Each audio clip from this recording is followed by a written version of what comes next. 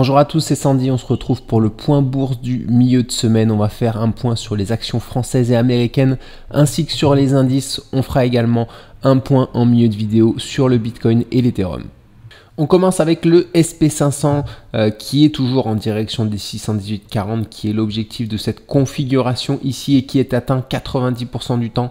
Le SP500 qui ne devrait pas avoir de mal à aller atteindre du coup ces objectifs, sachant qu'on a toujours cette ligne de tendance ascendante ici pour soutenir le cours jusqu'à l'atteinte de ces objectifs. Si jamais on corrige la semaine prochaine, on a de bonnes chances de rebondir sur cette zone, sachant que ici on a une zone de gap qui est susceptible également de jouer le rôle de support. On voit qu'on a eu un gap ici, on a eu un gap ici qui a été comblé par une mèche, donc c'est une zone qui est susceptible de jouer également le rôle de support qui est importante en tout cas. Donc on a un double support, à la fois cette ligne de tendance ascendante et à la fois cette zone de gap ici. Donc même si on corrige cette fin de semaine ou en début de semaine prochaine, il faut privilégier un rebond pour arriver sur cette zone. Après on peut très bien repartir tout de suite vers cette zone. Par contre, une fois qu'on aura atteint les 618,40 sur le SPY, il faudra rester méfiant parce qu'on sera susceptible de partir sur une correction d'un petit peu plus grande ampleur. Donc jusqu'à maintenant, je vous en parle de ces objectifs depuis longtemps, depuis qu'on les a cassés et qu'on a effectué le throwback ici. Donc on a pu en profiter jusqu'à maintenant. Une fois qu'on sera là-haut, il faudra encore une fois rester méfiant. En tout cas de mon côté, je tenterai d'alléger légèrement mes positions parce qu'on sera susceptible encore une fois d'avoir une correction d'un peu plus grande ampleur qui interviendra en tout cas sur ces niveaux-là. Même chose pour le Nasdaq qui a des objectifs quant à lui bien supérieurs aux 600,40 sur le QQQ, le TF du Nasdaq. Donc pareil, on est soutenu par cette ligne de tendance jusqu'à l'arrivée sur cet objectif. Il faut savoir que dès qu'on corrigera, on aura de bonnes chances en tout cas de rebondir sur cette ligne. À partir du moment où on franchira, on cassera cette ligne à la baisse, c'est à ce moment-là qu'on partira potentiellement sur une correction un petit peu plus longue dans le temps. C'est pas le cas pour le moment et c'est pas ce qu'il faut privilégier. Ce qu'il faut privilégier, c'est toujours une continuation de la hausse qui nous mènera potentiellement jusqu'à ces niveaux aux 600 encore une fois 40 qui sont les objectifs de cette configuration ici sur le Nasdaq. On commence le tour des actions avec Berkshire Hathaway. Ici, on avait effectué un élargissement dont on avait parfaitement atteint les objectifs. On avait corrigé, on a fait une sorte de double top. On est de nouveau en train de corriger. Cependant, on arrive vers une zone qui est intéressante ici. Alors, une zone premièrement qui est une zone de support aux 451 $ ici qui a joué le rôle de support à plusieurs reprises. On a également les 446,20 qui a joué le rôle de résistance puis de support à plusieurs reprises. On a également un gap sur cette zone des 446,20 $. Enfin, on a une grande ligne de tendance, c'est le principal support d'après moi, cette grande ligne de tendance qui débute ici, qui passe par ce point là et qui arrive ici. On a également une ancienne résistance qui avait été cassée avec un gap aussi ici qui est susceptible de jouer le rôle de support. Donc là vraiment on a une convergence de beaucoup de supports. Donc si jamais on revient dans cette zone là, je serai attentif à ce qui se passe ici parce que potentiellement on sera au minimum susceptible d'effectuer un rebond technique sur Berkshire Hathaway. Donc c'est une zone vraiment qui est à surveiller pour potentiellement prendre une position.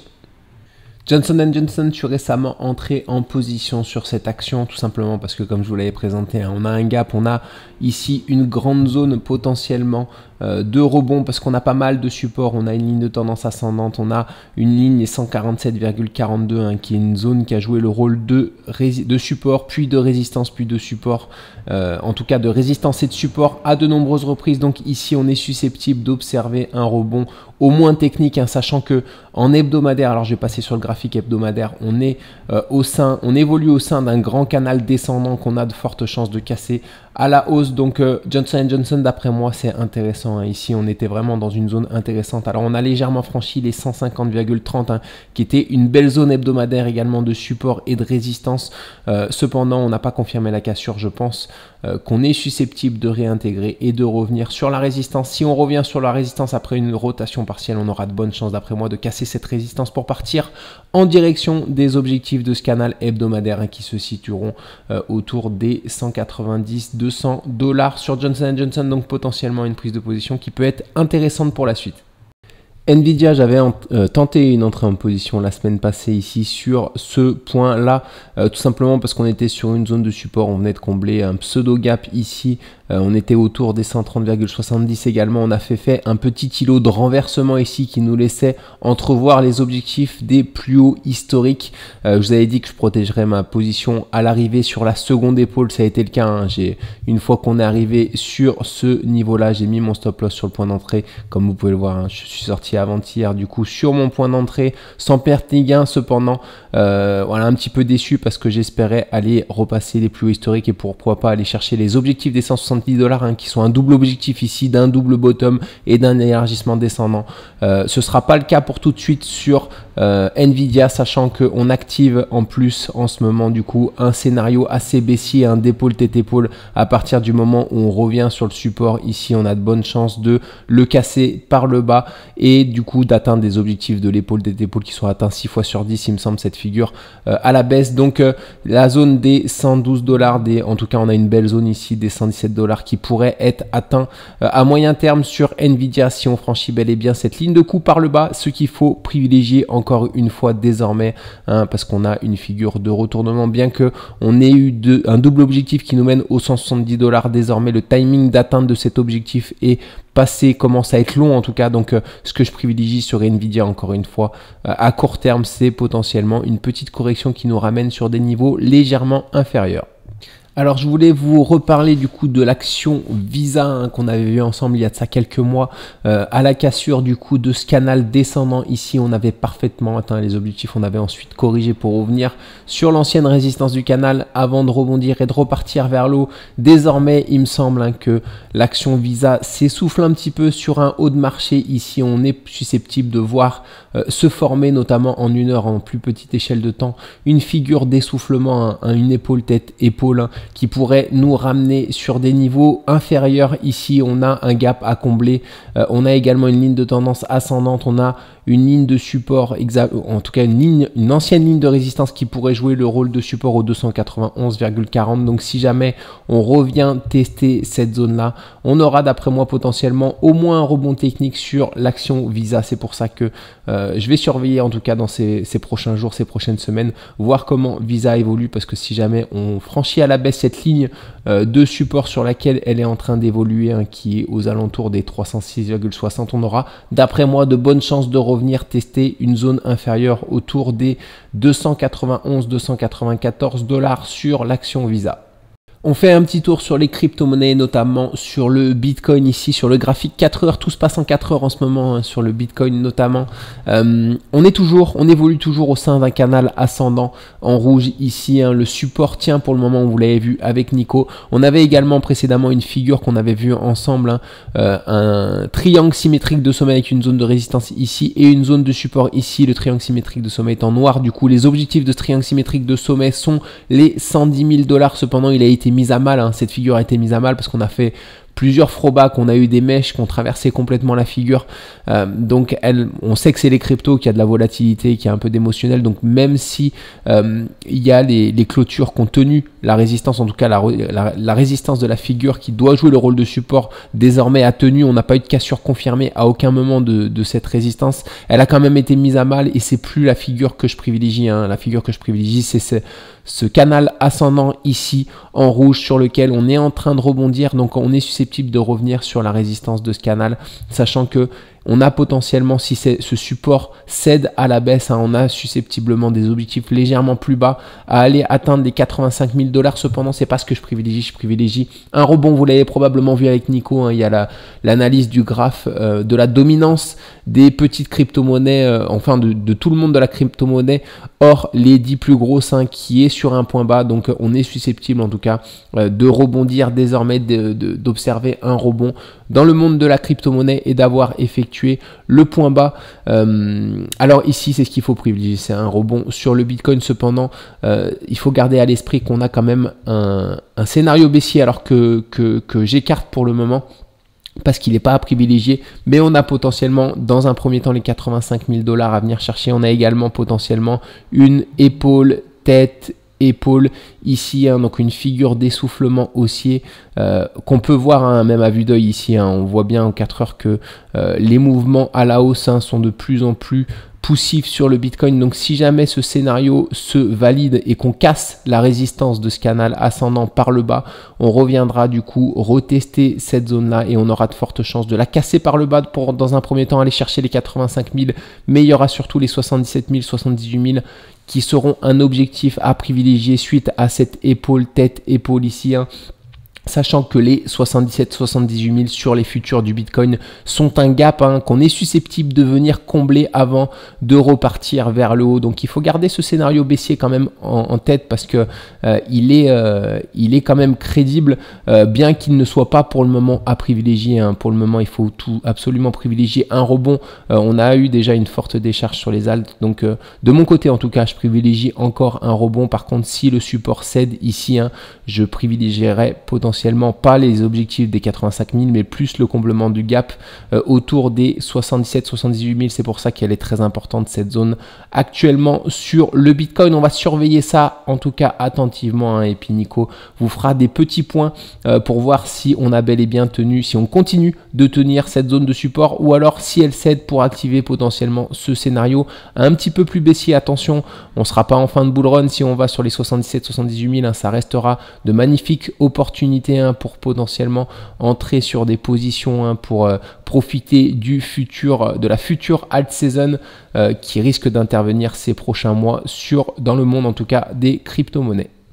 L'Ethereum qui est revenu tester du coup la résistance de sa figure, hein, de cet élargissement descendant avec la zone de résistance ici, la zone de support ici. Cet élargissement descendant a pour objectif les 5600 $ qui sont atteints en bourse 81% du temps, hein, qui seront très probablement atteints au cours de ce bull run. C'est pour ça qu'il ne faut pas privilégier en tout cas sur l'Ethereum une chute imminente. Hein. Je prévois en tout cas personnellement un rebond sur cette double zone de support. On a l'ancienne zone de résistance horizontale également située au 3726 hein, qu'on vient tester hein, mais qui tient bien le coup pour le moment. Donc je privilégie encore une fois un rebond pour partir en direction des 5600 $, sachant que en chemin il y aura les plus hauts historiques sur l'Ethereum hein, qu'on pourrait avoir une petite figure de consolidation sur ces niveaux là.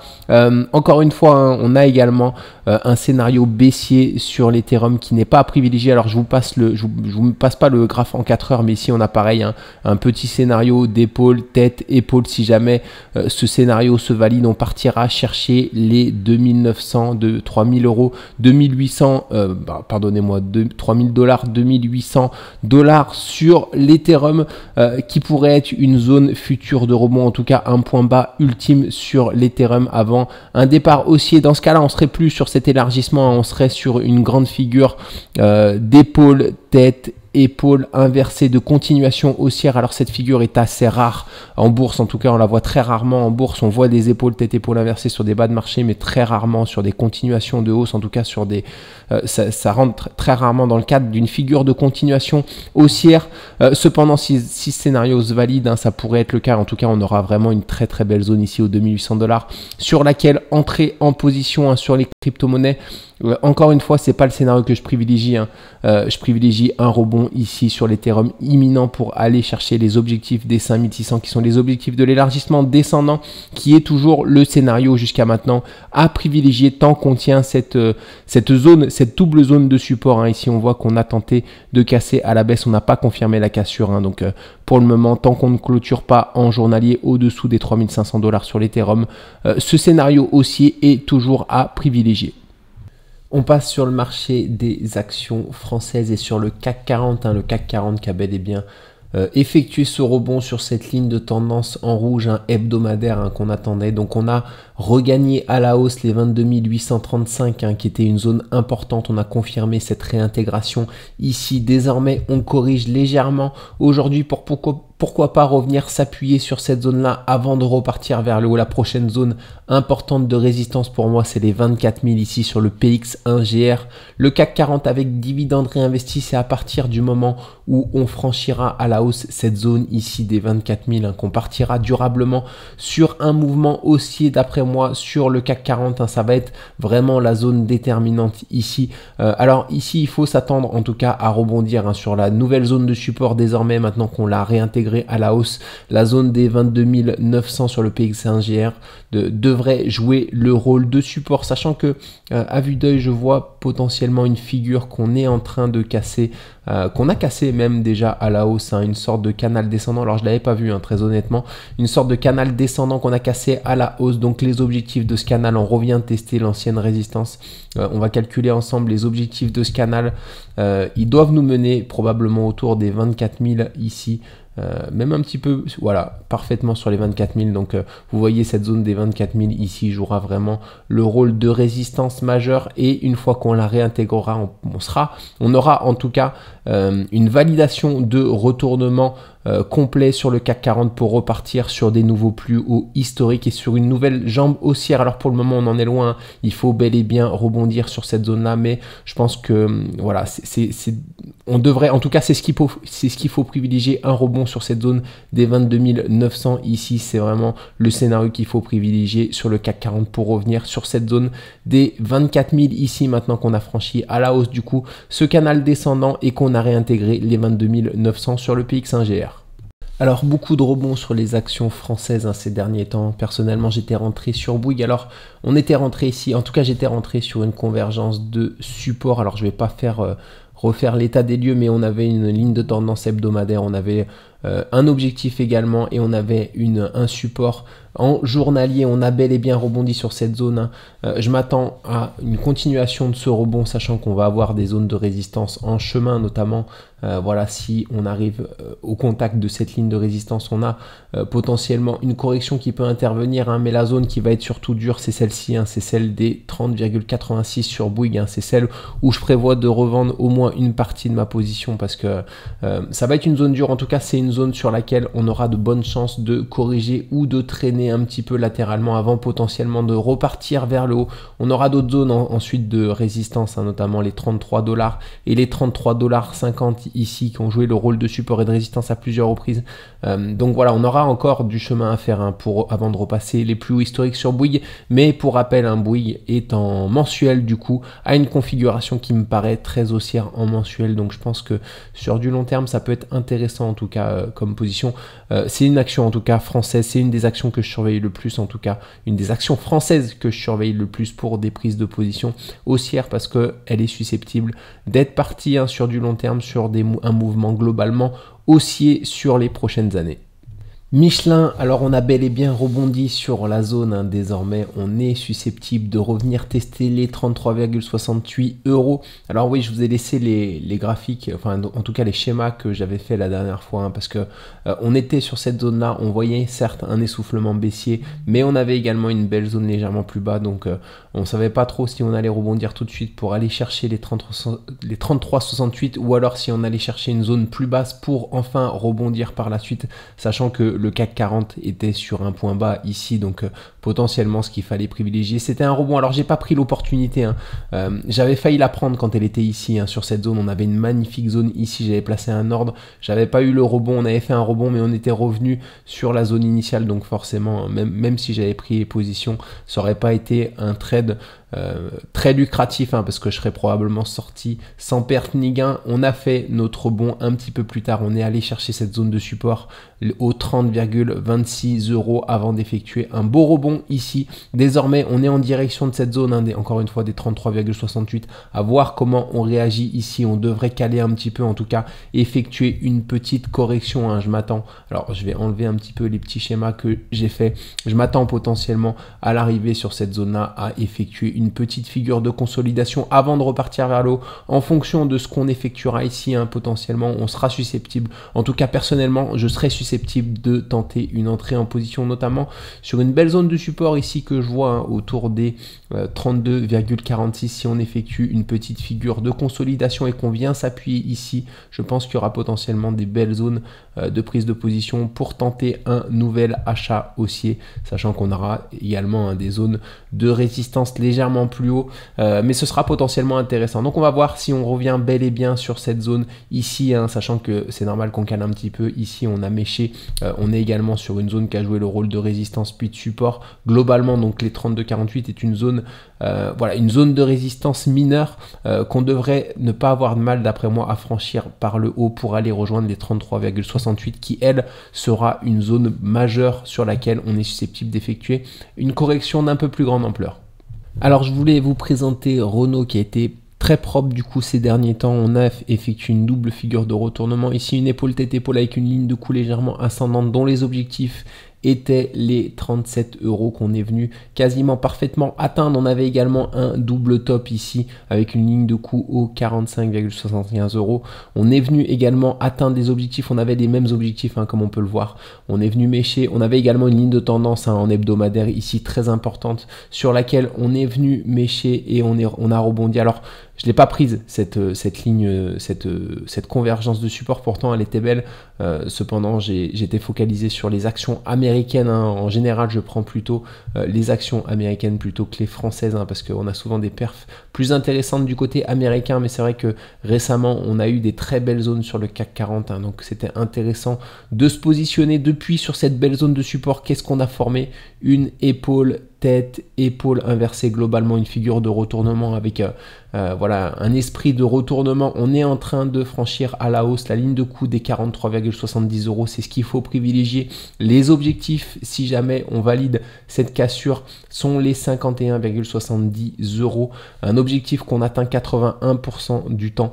Donc de mon côté, je vais être attentif, mais si jamais on confirme la cassure et qu'ensuite on revient retester l'ancienne ligne de coup, ici globalement, je surveillerai ce qui se passe entre les 41,65 € qui a joué le rôle de résistance et de support à plusieurs reprises et les 43,70 qui est la zone, la ligne de coup en tout cas.